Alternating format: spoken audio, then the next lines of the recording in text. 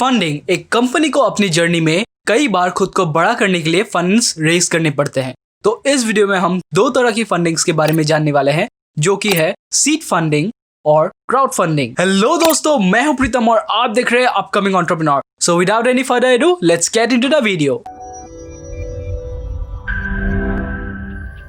दोस्तों, आपको एक बात ध्यान रखने की जरूरत है कि आप जब भी फंडिंग्स रेज करते हो, आपको अपनी कंपनी की शेयर्स अपने इन्वेस्टर्स को देना पड़ता है।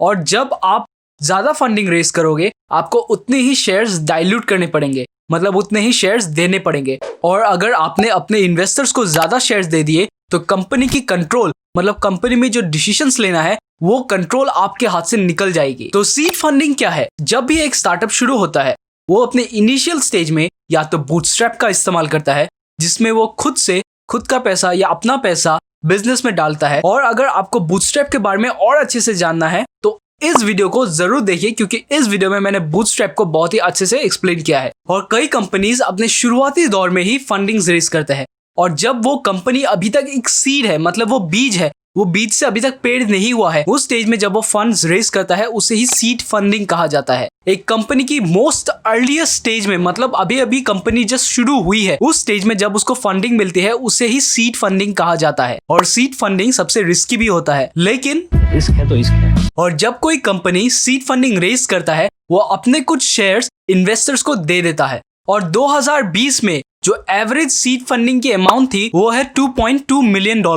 और सीड फंडिंग को सबसे रिस्की इन्वेस्टमेंट इसलिए बोला जाता है क्योंकि अभी वो कंपनी जस्ट शुरू हुई है, वो अभी नई है। तो अगर वो कंपनी किसी भी कारण से फेल हुई तो इन्वेस्टर्स के जो वो $2.2 मिलियन थे, वो जीरो में कन्वर्ट हो जाएंगे और इन्वेस्टर्स को कुछ नहीं मिलेगा। लेकिन अगर वो कंपनी बहुत ज्यादा सक्सेसफुल हो गई तो इन्वेस्टर्स को अपने पैसे के बहुत ही हाई रिटर्न्स मिलते हैं। तो बिजनेस है तो रिस्क है, और रिस्क है तो प्रॉफिट भी है और लॉस भी है। और ज्यादातर सीड फंडिंग देने वाले एंजल इन्वेस्टर्स होते हैं, यानी वो इन्वेस्टर्स जो कि सिर्फ एक इंडिविजुअल है, जो अपने खुद के पैसे से इन्वेस्टमेंट करते हैं, यानी वो किसी भी ऑर्गेनाइजेशन या कंपनी का हिस्सा नहीं होते हैं। वो सिर्फ एक अकेला इंसान है जिसके पास खुद का नेटवर्क, बहुत सारा पैसा है, जो कि नए नए स्टार्टअप्स में छोटे छोटे इन्वेस्टमेंट करता है। दोस्तों, अगर आपको जानना है कि फंडिंग्स कैसे रेज किया जाता है, या इन्वेस्टर्स आपको फंड्स देने से पहले क्या देखते हैं, वो क्या चेक करते हैं, कैसा ये प्रोसेस होता है, अगर इन सब के बारे में आपको और डिटेल में जानना है तो कमेंट सेक्शन में कमेंट कीजिए, ताकि मैं एक सीरीज बना सकूं,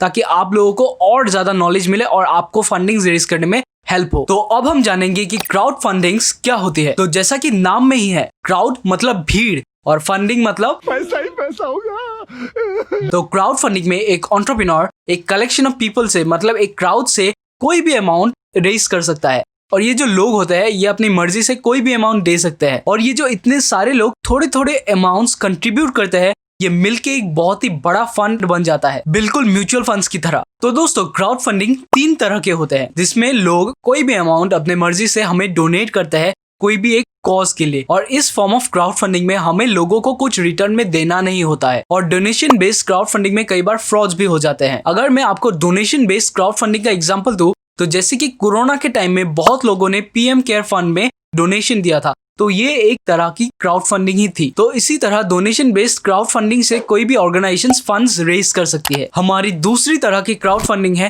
इक्विटी बेस्ड क्राउड फंडिंग, जिसमें हम फंड्स देने वाले लोगों को अपनी कंपनी के कुछ शेयर देते हैं, यानी वो हमें फंड्स देते हैं अपने इक्विटी के बदले। और जब हमारी कंपनी बड़ी होती है, उन्हें भी हमारे प्रॉफिट से कुछ शेयर मिल जाता है। तो हमारी तीसरी तरह की क्राउड फंडिंग है रिवॉर्ड बेस्ड क्राउड फंडिंग। इस फॉर्म ऑफ क्राउड फंडिंग में जो भी लोग हमें फंड्स देते हैं, उन्हें हम बदले में कुछ रिवॉर्ड देते हैं। जैसे कि सोचे कि आप एक गेम स्टार्टअप है और आपने एक बहुत ही बढ़िया गेम बनाया है, और आपको फंड्स की जरूरत है क्योंकि आपको टेक्निकल टीम बिल्ड करनी है, आपको अपने गेम को बिल्ड करनी है। तो इस वजह से आपने क्राउड फंडिंग ली, लेकिन वो रिवॉर्ड बेस्ड क्राउड फंडिंग थी। तो आपकी गेम जब तैयार हो जाएगी, जिन भी लोगों ने आपको फंडिंग्स दी है, उन्हें आप गेम की एक फ्री कॉपी भेज देंगे। तो इसी तरह रिवॉर्ड बेस्ड क्राउड फंडिंग में हम, मतलब वो बिजनेस, अपने फंड्स देने वाले लोगों को कुछ रिवॉर्ड्स देती है। दोस्तों, अगर आपको इस वीडियो से वैल्यू मिली है तो इस बात को यूट्यूब एल्गोरिथम को जरूर बताइए, इस वीडियो को लाइक करके, ताकि मैं आप जैसे और अपकमिंग एंटरप्रेन्योर्स तक पहुंच सकूं और हम सब मिलके एक साथ ग्रो कर सके। तो दोस्तों, इस वीडियो में इतना ही। मैं मिलता हूं आपसे अगले वीडियो में, तब तक कुछ नया सीखते रहिए और आगे बढ़ते रहिए।